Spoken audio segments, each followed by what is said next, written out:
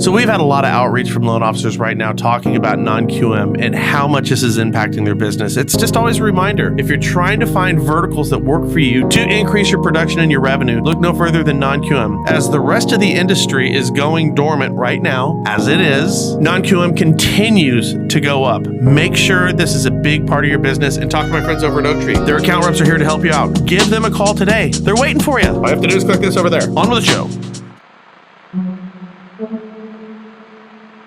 Very important show, a little bit long, so stick with me. Because I gotta tell you, I've been telling you guys this for years. If your mortgage company could get rid of you, they would. Same with realtors, but why? Because you are the most expensive cost in any transaction. So if I could make the same profits with less loss on my P&L, I would make more money and I'd get rid of you. And as I've said, most all automation that gets programmed right now in the mortgage space is designed to get you out of the picture. Policymakers, by the way, also want to get rid of you too. Why? Because it's believed if loan officers, appraisers, underwriters, processor-based technology can get rid of you, then the cost of a loan is going to be cheaper for consumers, and that benefits everybody. So off with ya. That's why Congress mandated the CFPB to create an Office of Innovation. Why they created fintech laws. 1, to make loans cheaper. 2, by getting rid of you. I'm not saying your employer hates you, dislikes you, doesn't even not appreciate you, double negative, but pretty much would get rid of you if they could. Here's the problem, guys. They can't do it. That's why I say when you wake up in the morning, find a way to make yourself indispensable, mostly with your clients and your community. Anyways, why do I bring this up today? And this is a doozy. From Dave Stevens, the past president of the Mortgage Bankers Association and the FHA, and so much more, just penned this, and I quote, Don Layton, the former CEO of Freddie Mac, yeah, that Freddie Mac, recently penned what can only be described as an attack piece on mortgage originators from his seat as a fellow at the JCHS Harvard Joint Center for Housing Studies. But what Mr. Layton has done is simple: perpetuate his ongoing disdain for the participants in the manufacturing of mortgage loans in the United States,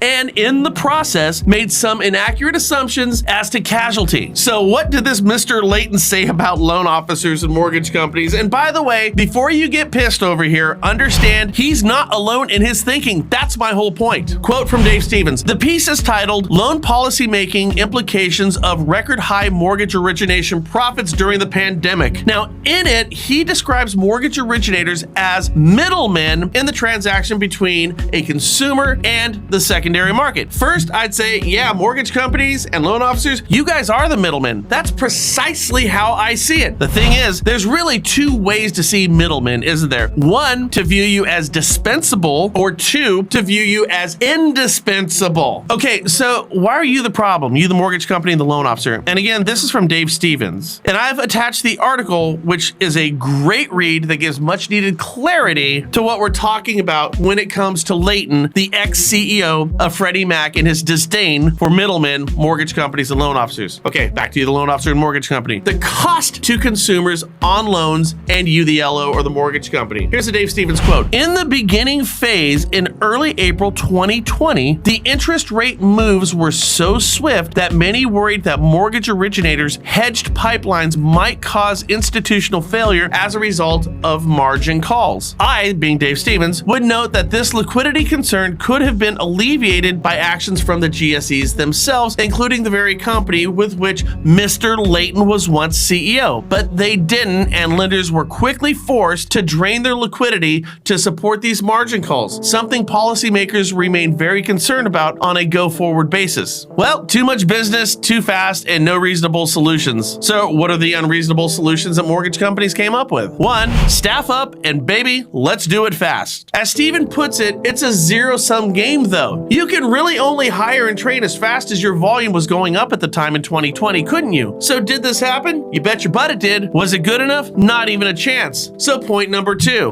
what did the mortgage companies do? They simply charged more money. True, mortgage companies were making record profits on a per loan basis, but much of what they were doing was raising prices to slow down originations. Not because loan officers were making too much money or they were looking to make record profits. They simply had to control the amount of volume that was coming in the front door because they could not deal with it. Isn't this a tad bit disingenuous, or simply a lie? Because listen to what Dave Stevens has to say about this. Quote, "The only other options lender had, therefore, was to try to slow volume another way. And the one remaining valve to which they could turn was pricing. So amidst the pandemic recession, with historic levels of mortgage production and capacity limitations, lenders began raising rates or slowing the full recognition of the declines in order to keep service levels and customer expectations at bay. Mr. Layton argues that these middlemen, the mortgage originators, somehow took advantage of the Fed's actions intentionally to manufacture excess profits. While it's true that the margins widened as pricing was used to tether volume levels, anyone in the mortgage business knows that this industry has no ability to collude in a joint effort to produce better returns. And that market and those margins have long since sailed, now haven't they? Because if the loan officer was setting the margins, they'd still be high. But no, it's the market that sets the margin, not the loan officer." And finally, again from Stevens, what's perhaps most concerning in this Layton treatise is his middleman language and clear disdain